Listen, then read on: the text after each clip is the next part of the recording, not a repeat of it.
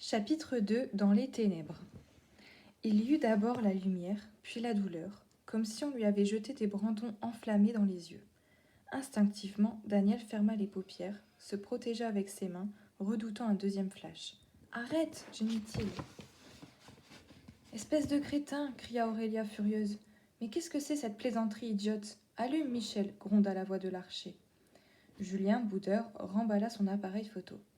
« Bon, ça va, je voulais juste montrer qu'il fait du cinéma, le chouchou d'Aurélia. »« T'es vraiment nul, mon vieux, » murmura Daniel. Il avait retiré les mains de son visage, mais n'osait pas encore rouvrir les yeux. Il chercha ses lunettes à tâtons. Aurélia les lui glissa entre les doigts.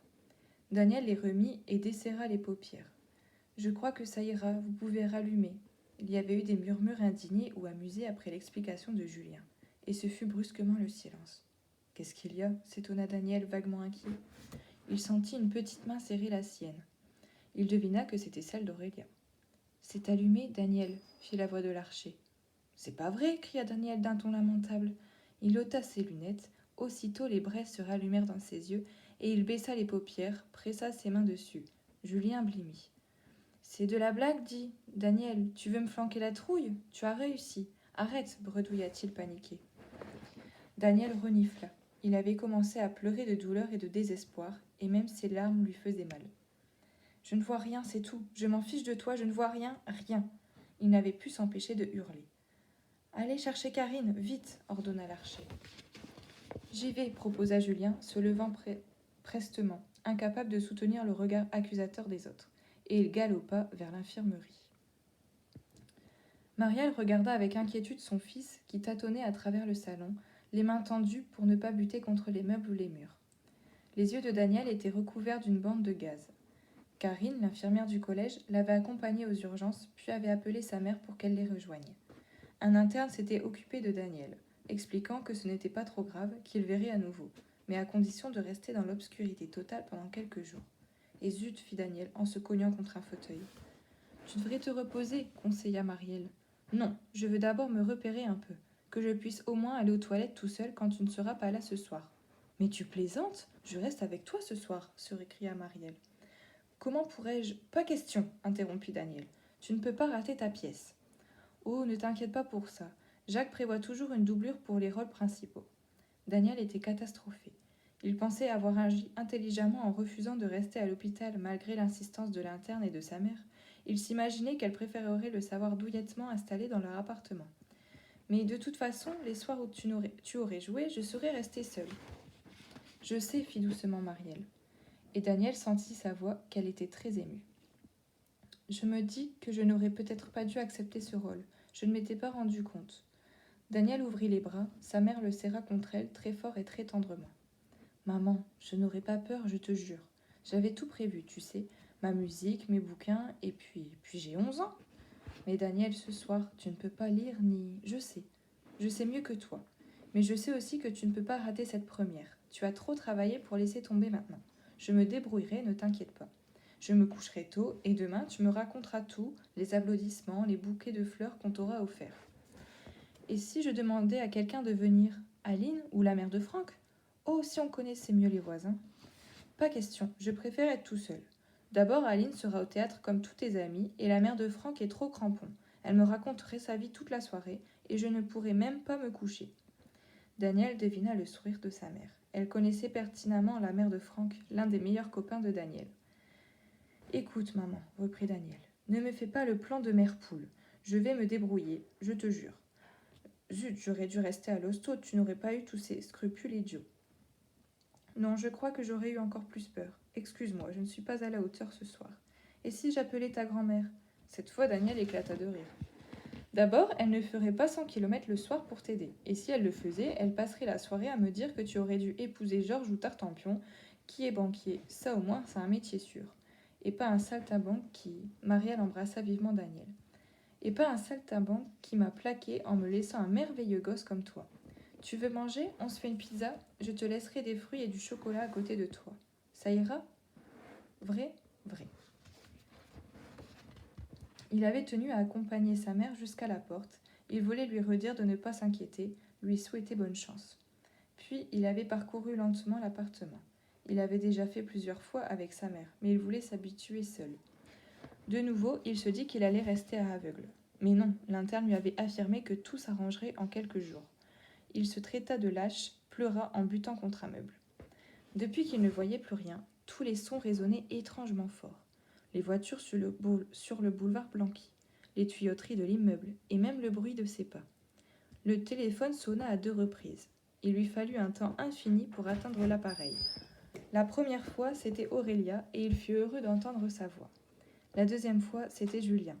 Il semblait mort d'inquiétude et rongé par le remords. Daniel le rassura. Ils parlèrent comme 2 amis et Daniel était presque heureux du résultat de la plaisanterie stupide et méchante de Julien.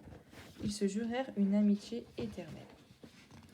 Daniel proposa même à son ami d'aller voir Last Action Hero avec Aurélia. Enfin, il se sentit terriblement fatigué. À grand-peine, il parvint à la salle de bain où il s'autorisa une toilette sommaire. Il prendrait une douche demain quand sa mère pourrait l'aider. Il se coucha. Quelle heure pouvait-il être ? Il pensa à sa mère qui devait être en plein triomphe, applaudie par des centaines d'admirateurs. Il eut envie d'être au matin pour l'entendre raconter cette fameuse première. L'homme regarda à nouveau sa montre. 1 heure du matin. Il avait froid, malgré le chauffage de la voiture. Franval n'était pas encore rentré. Il avait passé toute la journée à vérifier les ordinateurs dans les différentes salles de la banque.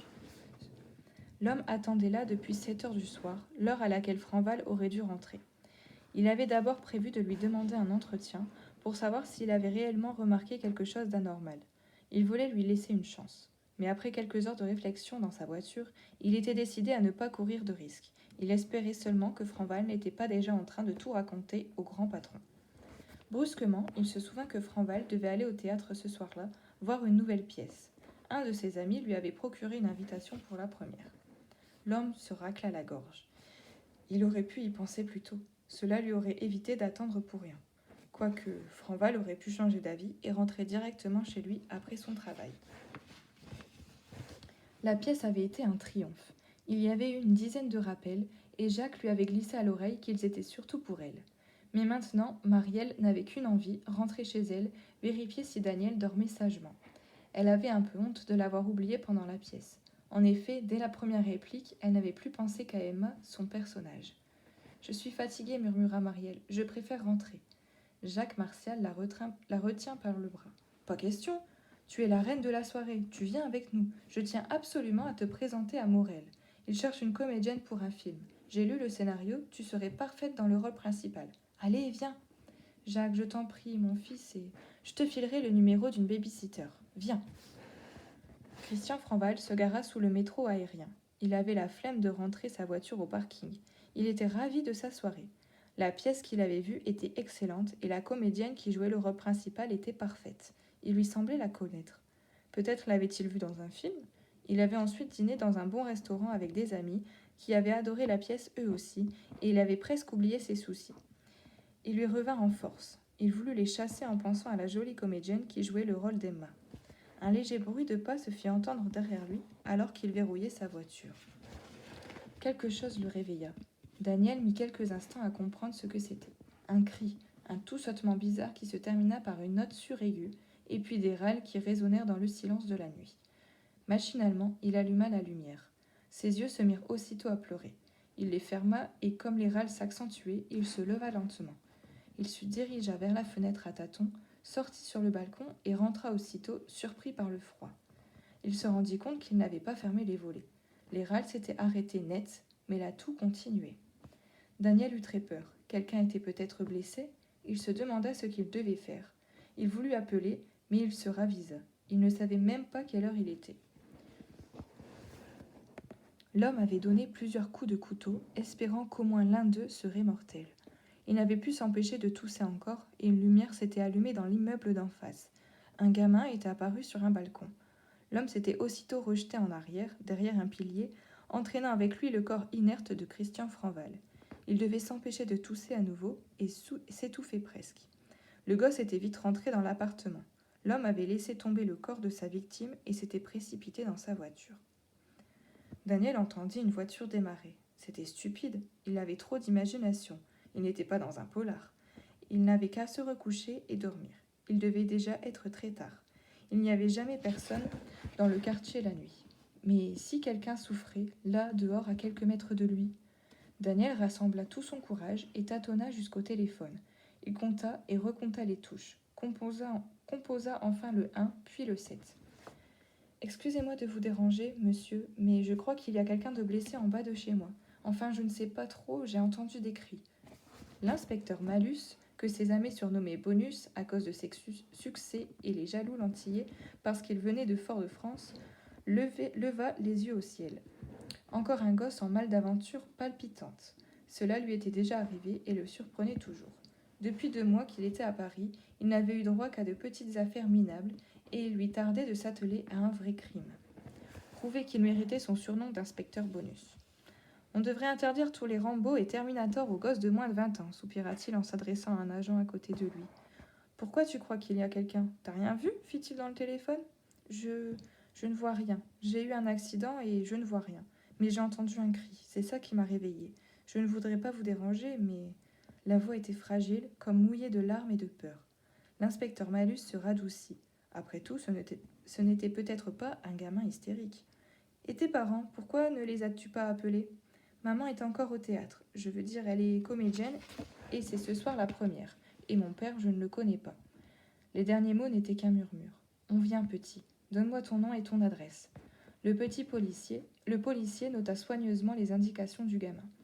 Finalement, ce n'était peut-être pas une blague. Et quand bien même, il préférait tomber dans le panneau plutôt que de courir le risque de laisser un pauvre type agoniser dans le froid et rater sa première affaire.